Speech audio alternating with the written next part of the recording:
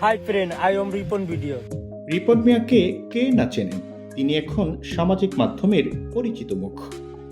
নেত্রকোনা সদর উপজেলার এই কাঠমিস্ত্রির একটি ভিডিও ২০১৬ সালে সামাজিক মাধ্যমে ছড়িয়ে পড়ে। রাতারাতি বদলে যায় রিপন মিয়ার জীবন। সময়ের সঙ্গে সঙ্গে তার বানানো মজার মজার ভিডিও তাকে পরিচিতি এনে দিতে থাকে। রিপন মিয়া এখন পুরোদস্তুর কন্টেন্ট ক্রিয়েটর। এটাই বাস্তব, আই লাভ ইউ। সোমবার নিজের ভেরিফাইড ফেসবুক পেজে দেয়া এক পোস্টে রিপন অভিযোগ করেছেন যে সাংবাদিক পরিচয়ে তার পরিবারকে হেনস্থা করেছেন কয়েকজন। শুধু তাই নয়, ঘরে নারী সদস্য থাকার পরও অনুমতি না নিয়ে ভিডিও করার অভিযোগ করেন রিপন। রিপন মিয়া পোস্টে লিখেছেন, আমি রিপন মিয়া, আপনাদের ভালোবাসা ও সাপোর্টে আমি ২০১৬ সাল থেকে দীর্ঘ ৯ বছর ধরে এই স্থানে আসতে পেরেছি। এ সময়ে আমার দ্বারা কারো ক্ষতি করার কোনো রেকর্ড নেই। এমনকি যে কোনো কন্টেন্ট ক্রিয়েটর আমাকে ডাকলে আমি সব সময় সাড়া দিয়েছি। ভালোবাসার কথা তুমি কইও গোপনে, আজকে রাতে বন্ধু তুমি আইসো স্বপনে।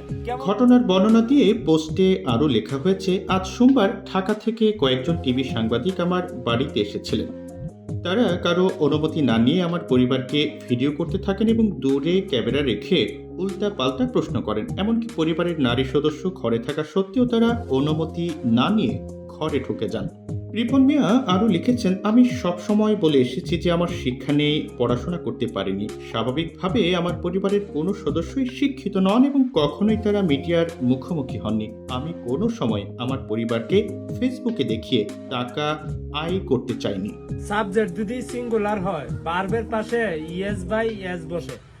সবশেষে রিপন লিখেছেন, টিভি চ্যানেলের নাম চাইলেই আমি প্রকাশ করতে পারতাম, তবে কাউকে ছোট করার উদ্দেশ্য কখনোই আমার ছিল না। এই ঘৃণ্য কাজ যারা করেছেন তারা নিজেদের বিবেককে প্রশ্ন করুন। এইভাবে টাকা আয় করে নিজের পরিবার ও সন্তানদের খাওয়াতে যদি আপনাদের বিবেক না জাগে, তাহলে আমারও আর কিছুই বলার নেই। সবাই ভালো থাকবেন, আমার জন্য দোয়া রাখবেন।